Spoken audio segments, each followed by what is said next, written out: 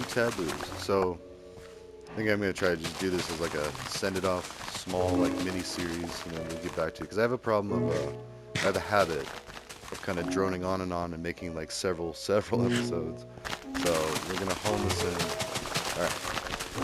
So a little backstory of why doing all this, or why am I doing all this? So it does kind of align with my degree, my focus. So my degree is in applied computing technology, which basically it's usually favored more for IT and field technicians and how to apply technological ideas, concepts, logic, and solutions in the real world. Now that can branch off into networking, just general system admin, security. Cybersecurity is a huge thing. And cybersecurity is really why I'm doing all of this, like the specific focus. Now, I did perform near the top of my class. I had the third highest homework score from what I saw. I don't know, like I wasn't privy to like who did the best overall, like a ranking. I don't think we generally do that. Although I say that, but in a geology class at Front Range Community College that I did, I was competing with the audiovisual teacher for one of the local schools, or the audiovisual guy, which was a former Grateful Dead Deadhead, or I think current Deadhead still, to be honest. But you got to be in ship shape to be working for the school district. So I mean, maybe you went to a bunch of festivals, but you're not doing a bunch of crazy stuff now. Anyways, I digress. We were competing for the highest score in geology, and I got it barely. And it was neck and neck. And like other than that, and we had a pretty laid back professor that, since we both consented to it, I think the whole class had to consent to it actually to have the grades public, like who has the highest grade, um, because you have to like it is kind of like one of those permission things. Anyways, not important, but my focus is on cybersecurity, and so this is part of a white hat agenda to bring peace to the world. Okay, calm down a little bit. So, single-handedly, no. Encourage and foster the communication and the progress towards world peace, absolutely. So, 6 or 7 little mini episodes, and I think then we'll cut it off. But I wanted to talk about the cybersecurity concepts I've been working on. So there's positive social engineering, distributed positive social engineering, which is as corny as it sounds, but taking or is pretty much straightforward. As there's negative social engineering, where people manipulate other people's trust, they manipulate systems, the actual technology. Mostly, it's the people using the technology, playing on emotions, playing on fears, playing on stress, anxiety, insecurities, concerns, like making you. Okay, so common examples are um, one was my grandma. Someone made an account of my grandma, added it. It was a second Facebook account. I added her, started talking to her. She started asking for money. She was in a car accident. She needed money or something like that. Something that was pretty generic. Doesn't matter anything about my grandma, but because they had her profile picture and they had her name and they even used the information that was publicly visible to impersonate her. So that was before I really knew what impersonation was. I knew about catfishing, like you talking to someone in a chat room. I did that. Like, I mean, like as a kid that had access to a computer, we were still on dial-up internet, but I was like talking to people in chat rooms, and I had no idea who was what. And that's actually pretty scary in hindsight. It could have been like I never agreed to meet up with anybody without actual live camera interaction, which was very hard to do, but it was doable. In fact, I did a camera video call with this girl from Nebraska. It was definitely her. Sorry, that's an exaggeration. That's going to stay between us. But it's funny because we use that authentication to be like, okay, now the messed up thing is that still could have been some creepy old dude just trying to get me to come over and kidnap me. Like, it could have. Could have very well been. But, like, just like having a video. Well, no, it wasn't like they would have a video. It'd be like, I don't even want to think. Because, I mean, she was my age. And which, actually, I mean, that's. Oof. Anyways, again, that's private between me, her, and God, or the government that actively monitors the internet. And I know, everything's encrypted. Everything's like it's not. Every encryption is breakable. Like it's literally a matter of math and trial and error. Like and the the computational power needed to analyze network traffic, which kind of scares me because I've been trying to convince people in China that weed should be legal. So I feel like they know exactly who I am and a little bit about me. I mean, but I've been pretty open about it. I've actually suggested that. I'd be like, hey, look at these tax revenues from legal marijuana in Colorado. Like, boom, look at the money you could be making for your country. Like, oh, and people are happier, and people are like less teenagers are using drugs now and all this, and I don't know, like the actual data does show a decrease in teen pot use, but at the same time, like you got to look at the alternative. As is, a lot of teenagers in America are using alcohol. Now, teenagers in places like Spain and Germany and pretty much everywhere else in the world can drink at 18, but it's like a glass of wine at dinner or like a couple of beers with your uncle or something. It's something tame, like under control and like monitored. So, yeah, and then again, you got places like Saudi Arabia that where it's just flat out like, nah, you're not drinking. Like, it's illegal still. So, although it's not illegal for the government, which is good because then they're gonna see it and they're gonna be like, okay, well, this is a little silly now. Like back in the day, yeah, when there's like less accountability and it was harder to like catch people for crimes, like absolutely. And if you're worried about people behaving a lot more in a negative way, I get it. I mean, that's Colorado politics. And that's another thing I wrote down to talk about as we kind of wrap up this little mini series is Colorado politics. So a little backstory. We had a race for the governor. It was Heidi Ganal or Ganahal or Ganal, whatever, against Governor Polis, the incumbent, or it was the challenger versus Governor Polis, who was the former and is the governor of Colorado. And he's done a lot of really good things. Like I voted for him, I'll vote for him again. It was great. So even if it just came down to one thing, Heidi tried to lie about furries in schools. So that's a pretty silly thing to lie about, and it's untrue too. It was proven untrue. It was fact checked, and people all they had to do was Google it, and then you can find news articles about Denver schools, including kitty litter and buckets for shooter drills or live shooter situations. Now, this is a concern that is almost exclusively American because, lo and behold, we have a lot of access to guns. We also have a lot of motive for people to do crazy stuff like that. I mean, not saying like, oh yeah, I can see how people could do something so horrible, but like, I mean, if the right factors of severity and like miscommunication and like, especially people thinking, miscommunication is a big one, really thinking that all Americans are out there bombing innocents. No, it happens in a far off place that we have no control over for the most part. And I mean, even to a point, same with Israel. Like, they have no control over what the government's doing there, no matter which way they feel. I mean, and of course they're going to be upset. Like, it's a very tragic thing that happened, and it's tragic. Oh, yeah, there's so many arguments back and forth. And again, that's one that we really won't be touching. Oh, yeah. So, kitty litter, furries in school, ridiculous argument, scaring parents, tricking people, making fools of them, basically. All of that. That's Heidi Ganal. That was her pride and joy. And she doubled down on it too. When she was exposed, she kept. And one of my relatives was just talking about that. He's like, well, I know somebody down in the Springs. I know a lot of people down in the Springs. And guess what? Some of them well, not in the Springs. I know school teachers and school board people. And it doesn't even matter who I know. I can just read the news article that investigative journalists have done the footwork and trust their word on it. And that is one of those things, like, how far do you trust them? Like, I get it. Mainstream news could be untrustworthy. That's why Kyle Clark of the Denver News, I think he's on Fox News even, which is not to be confused with the actual Fox. Like, our Denver Fox is like pretty in between. Like, they try to cater to both the conservative and the liberal sides of our very purple state. We are very purple. I mean, it's ridiculous. Even though I hate that because my school colors were red and white. Even red, white, and blue. One time we got corny and we added blue, and I don't think we ever did it again. Although I say that, but they might actually.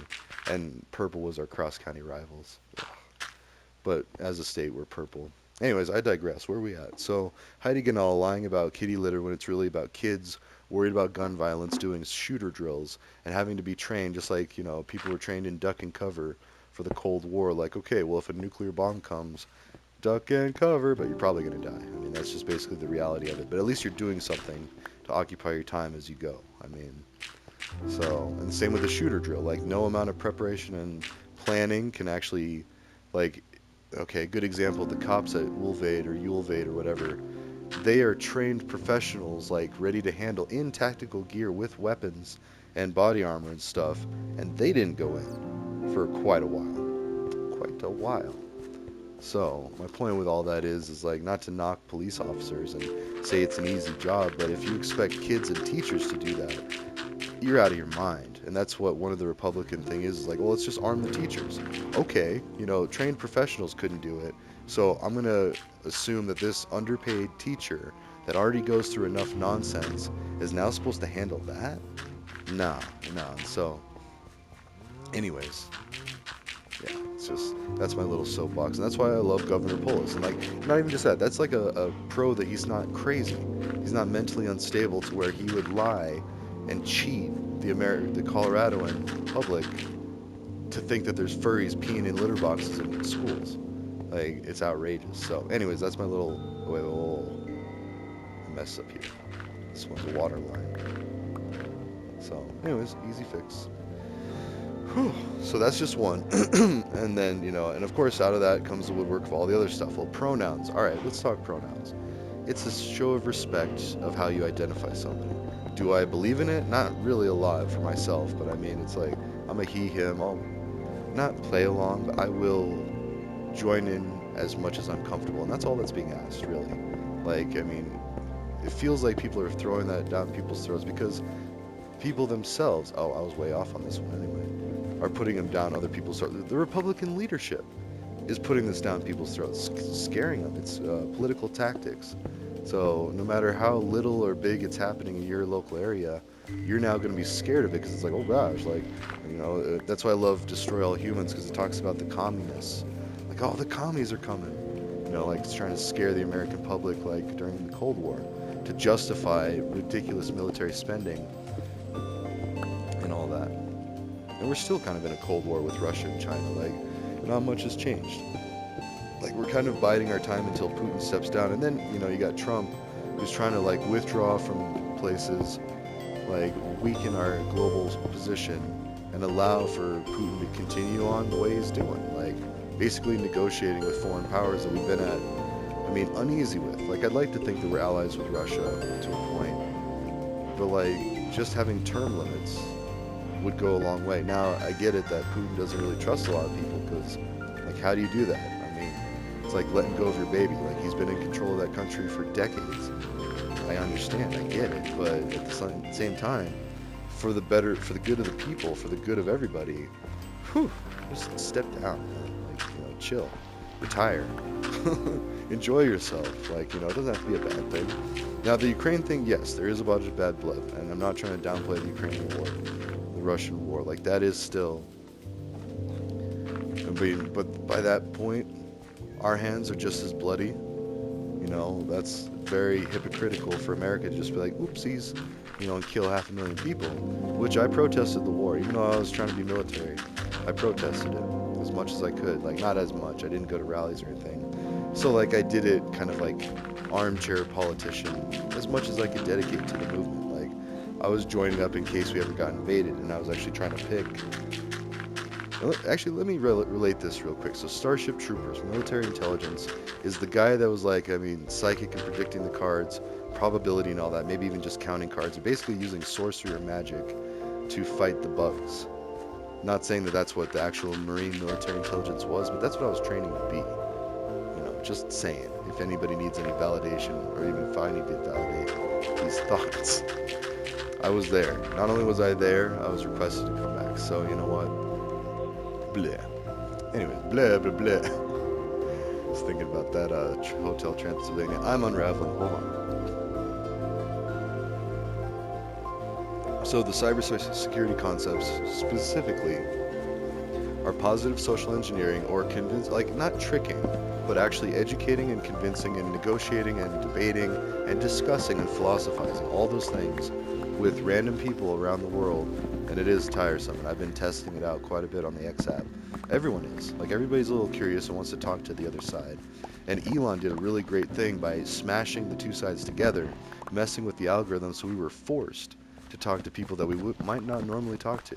which ended up in work silos of basically echo chambers. But we talk about work silos with what is that, Avana? Or there's a commercial that I remember, it sticks out because like, don't let your work or your company turn into work silos. Work silos are dangerous, and they said it like 5, 10 times, whatever. Uh, yeah. Whew.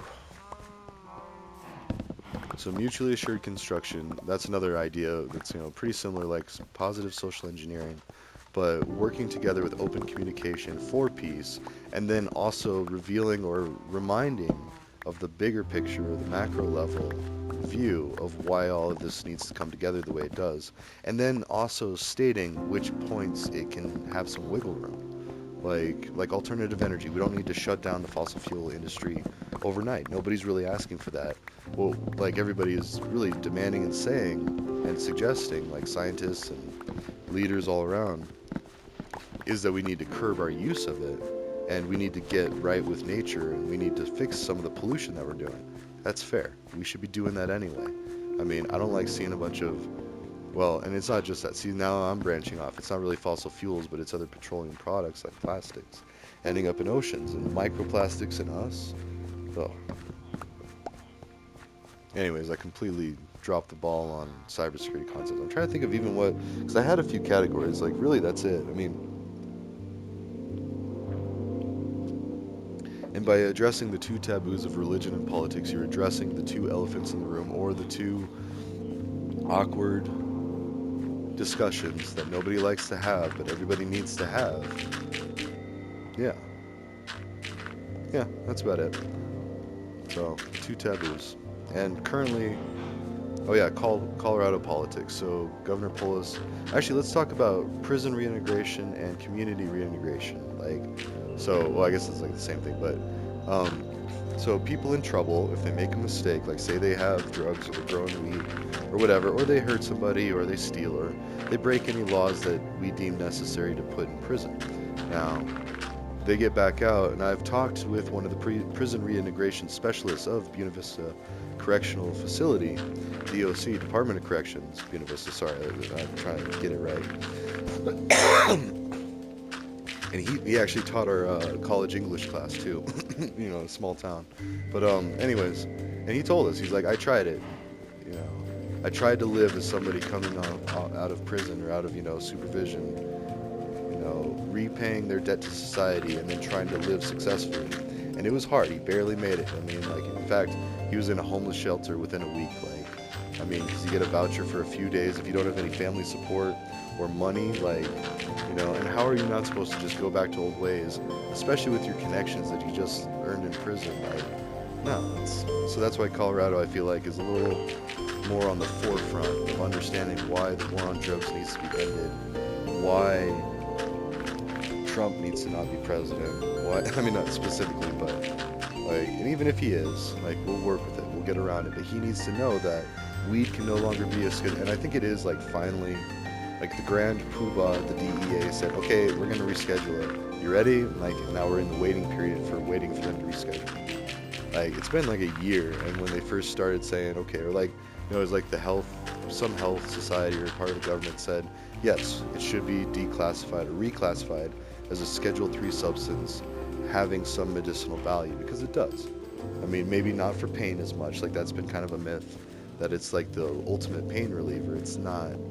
But at the same time, look at the pain relievers we have, like OxyContin and all these addictive opiates. Okay, so it's a low bar there.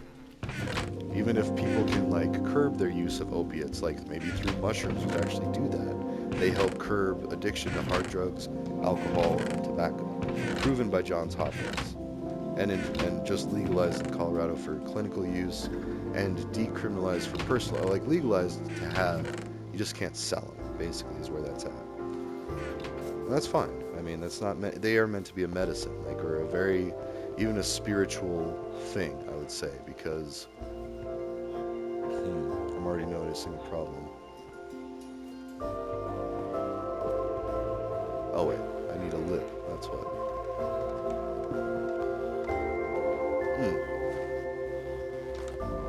Wait, so that means up high too. Sorry, there we go. So, and that's it too. And the tough on crime, blah blah blah, are actually the ones responsible for taking away most of the Americans' 2A rights, the gun rights.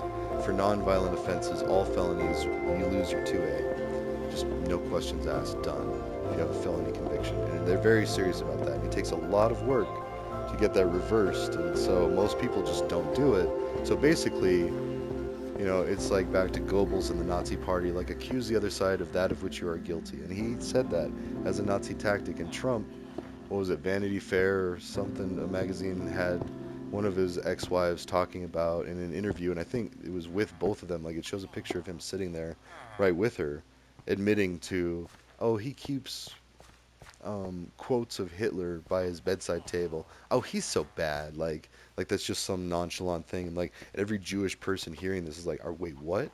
Like okay, let's take like one of the most vile, evil people in history, and let's idolize him because he was good at controlling people to the extreme of murder. Okay, and then there's also this interview with Trump that says he would execute this lady that he just pardoned for cocaine trafficking or dealing or whatever. It had to be big enough for her to be in prison, but so a severe enough offense, but the death penalty being reinstated for that level of offense would have killed her. And his answer wasn't, oh, maybe we need to look at that and maybe we need to make it just fentanyl. I mean, because that's what the problem was fentanyl, right? Like, that's what he was saying. And that's, if anybody's really paying attention to what the drugs are actually doing, yes, it's fentanyl, an opiate that people get addicted from the doctors mostly. Like, oh, yeah, there's so much about that. It's just ridiculous. I had a friend pass away that he was addicted to opiates. He had a broken arm and he got put on painkillers. And he ended up shooting up heroin and stuff and dying later from huffing because he was trying to give his brain those same reward chemicals that he was used to when he was using. Oh, wait, let's see. Is that lining up? I really botched over there. So, anyways, that's why like the dangers of a black market and even opiates that people think are safe are often laced with fentanyl that are meant to be lethal. And a lot of that, I believe, is political, where it's probably even like political activists trying to lace. In fact, I even read somewhere that the majority, oh, XAP, sorry, so I don't know, I might have fact checked that, but the majority of fentanyl being smuggled into this country was being smuggled by like college kids trying to like make a living, like being busted at the border, and like white college kids, not the cartels. I mean, being paid by the cartels maybe, sure, but all this fear mongering of like brown people coming in and bringing those drugs and killing Americans is not founded. And then Trump's doubling down and killing Americans for fear of brown people coming in and killing Americans. Like, it's insane, and that's very forbidden in by Christianity. It's one of the 10 Commandments: "Thou shalt not kill." Now, I've argued with people about the definition of murder and killing, and there's a difference. And oh, well, like killing's okay if it's done to protect. And then same with Islam too. You got the sword on there saying, you know, and all the stuff about that, like the one true God, and let's like defend this, and you need to be ready to defend it with your life, like, or be violent, and it's kind of a common theme in like human understanding. So shocker that we're so similar to other people around the world, since we're 99.9% the same genetically. So there you go. I mean, our inner blueprints are that much alike. So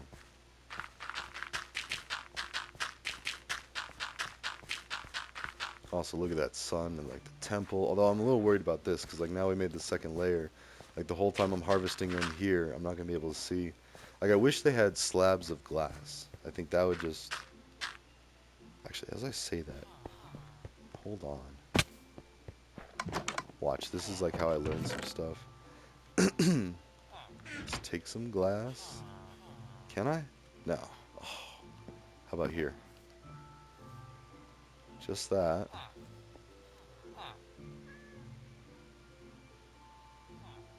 Hmm.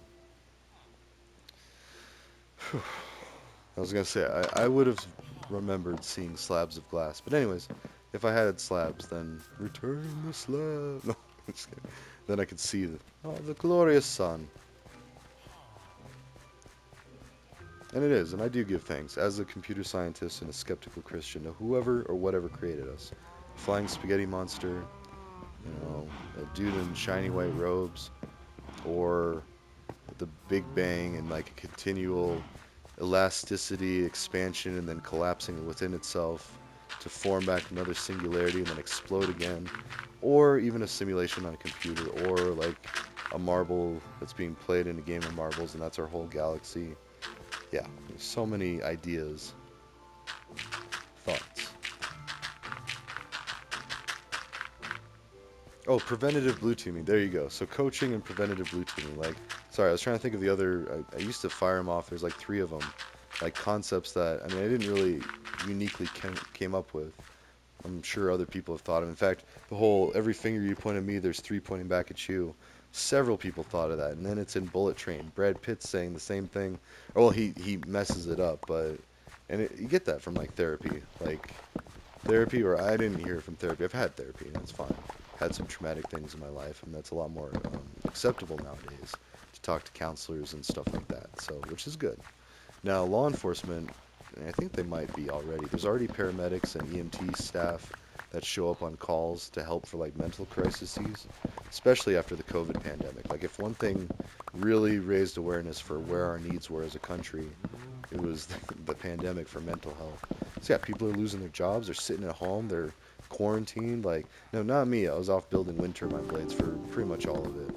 And then I was actually or no, I did get laid off like before like the end. I mean, there was no real official end. It's still like the mists of it, but I was basically still functioning as normal, but going to gas stations, doing the 6 foot apart rule, wearing my face mask, wearing bandanas and face shields and all sorts of weird stuff and like stuff that I got from work. Like I had clear plastic face shields, and I just wear that around the store until they started saying no, it's got to be a mask. So then I'd wear bandanas and I felt like a bandito and like which is kind of scary because you got people walking around looking like gangbangers, just like hiding their face like they're about to commit a crime, and when really it's like if you sneeze, somebody's gonna freak out and try to report you to the authorities.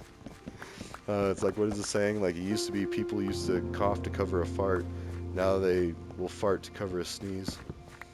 Uh, oh, hey, what is this? Sorry.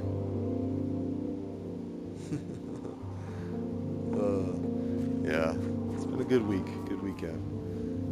I don't know. I think this is a good. Yes, perfect. It's almost time.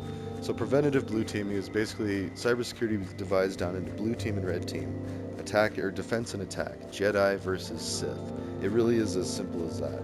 And oh, it'd be really cool to talk to Luke Skywalker one day, or Obi-Wan Kenobi, the younger one. I don't know if the older one's still alive, unfortunately, but and Mark Hamill's riding with Biden. So if that's enough of a reason to vote for him, aside from the fact that he provided $150 million in solar panels to poor and at-risk families, or not at-risk, it's disadvantaged families, and that which could mean people like parents in jail or parents dead or single parents or whatever, like people, whoever needs it and qualifies. The handouts that the Republicans are constantly protesting about, Biden's all about it, as it should be. Because that is my tithe. I pay taxes, and I expect my taxes to help the poor and the needy. Like, there we go. I mean, it's not 10%. It's more like 30%. Some of that goes to the military budget, so it's not really helping families, more as creating more poor and disadvantaged families, which then we go back and then we go fix and we rebuild. Like, part of the deal that Biden was talking about was the rebuilding of Gaza, which is very important. Like, I mean, you break it, you buy it. Now, who pays for it? It doesn't matter. It's got to get built. So, anyways, what else? Shoot, I had a whole thing, but this music is so distracting. It's nice. I don't know, that's about it. The two taboos, careful of... Oh yeah, Biden, the pros. It was announced that it was $300 million for solar panels for residences and neighborhoods, but it was split $150,000 to Colorado and $150,000 to Native Americans. And I want to say it was the Native Nation, so all of the reservations, all of it like included. Or maybe it was just for reservations in Colorado. I don't know. I didn't really read that into it. I didn't see the distinction. I did read the article, so that's enough for me to like him. Now, you vote however you want, that's fine. I still have a lot of family that love Trump. I have a lot of family that don't love either of them, and just, I mean, I'm not a great fan of Biden. I love the things that he did, and that fact that he didn't want to plow through an Indian burial ground, and he actually learned from the Poltergeist movie that, hey, it's not a bad idea to desecrate the dead of another culture. I mean, it's such disrespect, and if there is an afterlife, where do you think all of those souls all are? They're not in hell. Like, you know, if they lived good lives and the God or whatever creator was happy, they're in whatever heaven form is there too, Valhalla. Like, you know, it is very prideful and selfish and envious and, you know, really just prideful to think that God only instructed the Christians. And I really do think it's in our DNA. Like, it's a pre-built set of instructions to be good people.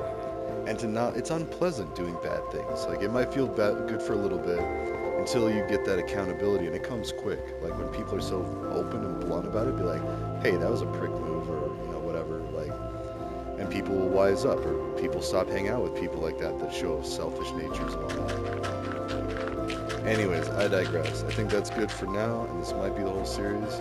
Hope you enjoyed, and I might switch over to some Dark Souls and start killing a bunch of demons and doing a bunch of fun stuff.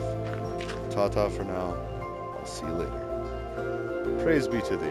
Just kidding.